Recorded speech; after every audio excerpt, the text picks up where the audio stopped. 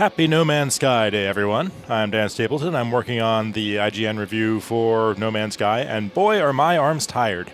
I am just, dabbling in this very big, complex game, I've crashed my ship into the rock there. Let's get it out of there while I tell you about this game and what I think of it so far.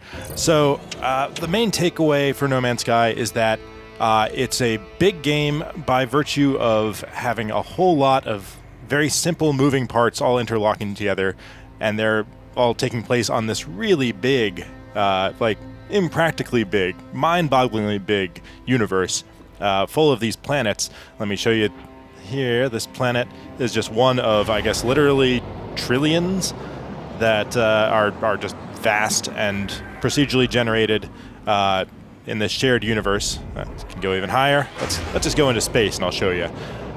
It is really, really impractically big to the point where I almost wonder why it's so big. Like, it doesn't need to be this big because we'll never see all of it. And like every time I leave a mark on one of these worlds, I wonder, will I ever see this again? And almost certainly not, because it's just so big. I'm just going to be moving on from this and I'm never going to see this valley again. You know, it's got a name, but I'm never going to see it again. But you know, I don't want to be too down on it because, man, it is impressive. It really is shocking to look at all this stuff and see the vastness of it, and appreciate that, but that I'm never going to see this again, no matter how far I travel. It's not ever going to be repeated. I'm never going to see this combination of stuff again. Now, that said, what I do on this planet is going to be very similar to what I do on the next planet. The main gist of this is, naturally I'm going to land, and a lot of this is kind of an automated process for landing. The piloting controls for in-atmosphere flight are kind of weird like that. But so you're going to land, you're going to find these resources. I can do a scan here, and it's going to show you stuff that can be harvested. And let's see, I can grab some zinc there. And this is very typical gameplay, right, for a crafting game. It doesn't do a whole lot to stand out in this aspect of it. It does have this neat effect where you're chipping away at stuff, and that can be fun for a while. Probably not as fun as it needs to be to make harvesting this whole giant mountain of gold as fun as it needs to be for as long as it takes to do thoroughly. I was doing this last night for way too long. Made some good money, but that's not really the point. You can't chip away. I was a little disappointed that you can't chip away at just normal ground as easily. You can do it with a grenade, but that takes a little longer. And you can't use the ship's weapons to do it either. One thing that I'm finding a little bit annoying is that in order to keep chewing away at things, see that 85% up in the upper right corner there? That's the amount of charge in my mining laser. When that runs out, I have to go into the inventory and reload my gun, which isn't that big a deal, except when you're in the middle of combat. Then you're just helpless until you go into the inventory, and the inventory doesn't pause your progress. It doesn't pause time. So you're getting punched in the face or zapped by whatever while you're trying to reload, and that's a little bit much. You can switch over to your blaster, or bolt caster, I guess they call it here, and that makes combat a little bit more fun. It's got better auto aim anyway. All right, so let's move back to the ship here. This world doesn't have a lot of life on it, so I'm going to find a world that does have life to show off some of that. The life is, it's similar to, if you played Spore, it's a similar idea where the life is different everywhere you go. It's got, it looks different, it moves a little bit differently. But I got to refuel my launch thrusters. You're constantly refueling things in this game, and it's not a big deal because the elements you need to charge your stuff are not rare. It's pretty fast to find whatever you need. It's just like, oh, that's another thing I have to do. So yeah, I'm going to run to another planet and show you, hopefully. The thing about showing off a procedurally generated game here is you don't really know what you're going to get. So I want to show off life, but that's going to be entirely dependent on, what actually lives on the planet I land on. So here we're traveling through space. There are several different speeds you can travel at. There's the slow plotting speed that you would go at for mining space stuff, or for combat. And the combat is very simple. It's like the most simple Wing Commander style combat. And then here's this pulse drive, which will take you between planets pretty quickly. I've learned that there are quite a few tricks to getting around effectively because it kind of scales your speed dynamically based on how close you are to planets. Like you'll go a lot slower in atmosphere than you will just above the atmosphere. So if there's something on the other side of a planet you want to get to, you're much better off flying up out of the atmosphere and then traveling in space and then re-entering the atmosphere. You'll get there much faster. A lot of things like that. There's also, when you're in this pulse drive mode, there's a lot of kind of auto aim for when you're following a waypoint. So it will do its best to get you there efficiently, which I do like, because if something's on the other side of a planet, having to navigate yourself there is a pain. So this planet, I have no idea what we're going to find here, but we're going to make a rapid descent.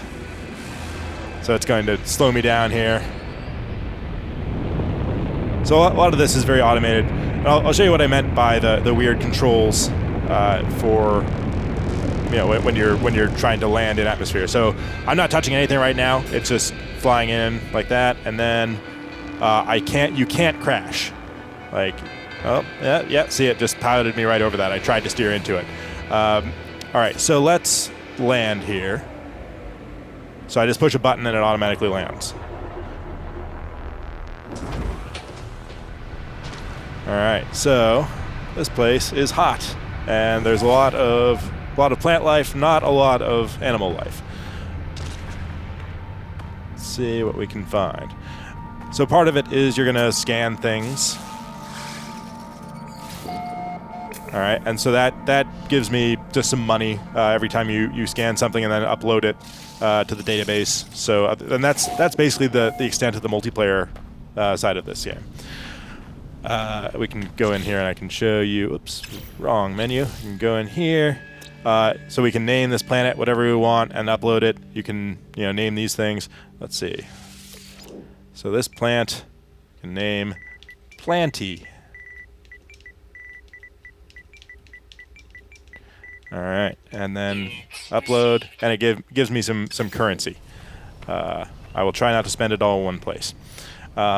So this place, I've just discovered it, even though clearly there are aliens here who have discovered it before me. I'm discovering it in the Christopher Columbus sense. Oh, here's something I can show you that will illustrate one of my points in the review in progress, which is the language system. So I'm going to find this knowledge stone. It teaches me an alien word for just a random word, and that will fill into the gibberish conversations you have with some of the stationary aliens.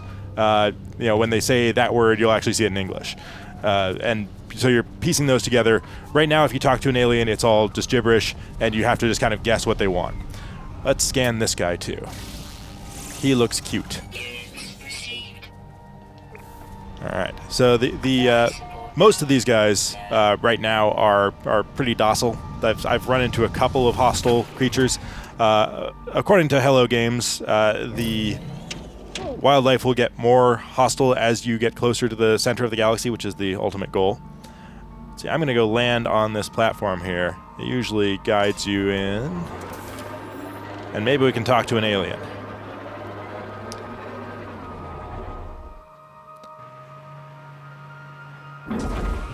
So pretty much everywhere you go, you'll find these structures. They're largely the same every time. They've got 4 of these alien races. Okay, so this guy is gonna talk at me. Let's see if we know any of his words. friend, we know that one. Give oxide. Okay, so we know what he wants us to do. He wants us to give him a certain element. I don't have any of the oxide he wants. So I wonder if I can back out and see if I can find some. Oftentimes they'll ask for something that's like right outside their own door, which is kind of silly, but you know, that's what you get with procedural generation.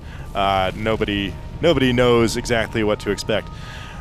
Titanium is actually kind of hard to come by unless you let's see what's in here. Unless you start a fight. Okay, that's handy. So that just gave me a recipe for something I can build later with the right pieces. So let's see if I can find somebody to show you combat and also rip apart for titanium. These Sentinel Drones are kind of everywhere, but obviously not when you want one. Where can I find you? Where can I find you, little flying eyeball drones? I've had them. They're kind of like the weird cops of the universe here. They're on pretty much every planet, although their presence does vary from planet to planet. I've had them fly, like kind of absent-mindedly fly between me and whatever I'm mining, which starts a fight. It's kind of funny. But they're generally going to leave you alone as long as you're not doing anything too mean. They're like attacking a bunch of docile wildlife. All right, well, maybe there's not a lot of titanium around here. The minerals are classified by their type, so oxides are metals, basically. I doubt this guy's going to take iron, but let's grab some anyway. So my mining beam will overheat if I leave it on too long, and that's most of the active participation you'll be doing in the mining side of this. I've got a fairly upgraded gun here, which has a number of slots that allow me to install upgrades on it, and it'll make it a more effective weapon and more effective mining tool. All right, let's go back to this guy, and if he won't take what I'm offering, well, I'll just give him some money, and he'll give me just a lesser prize than he was going to give me if I gave him exactly what he wanted. So that right there is the survival aspect of it. It's like, and I've actually got my life support pretty low. But like I was saying, it's not really an urgent thing because the plutonium that you need to recharge the stuff, and this one I can recharge with zinc, which none of these are rare elements. So it's not very difficult to find what you need to replace it. It's just kind of a little nag now and then. I've never died because of it. The only thing that's killed me so far has been a couple of space engagements that didn't go my way because I didn't know yet. My inventory's full, so I can't talk to him yet. But yeah, I didn't know yet what kind of fights I shouldn't pick. So I lost there. Let me just transfer a couple things to my ship to make room. Inventory management is a big part of this. You'll be doing a lot of that, especially early on when you have very little capacity. And that's not super fun, I guess, but it's part of these games. All right, so let's give him money.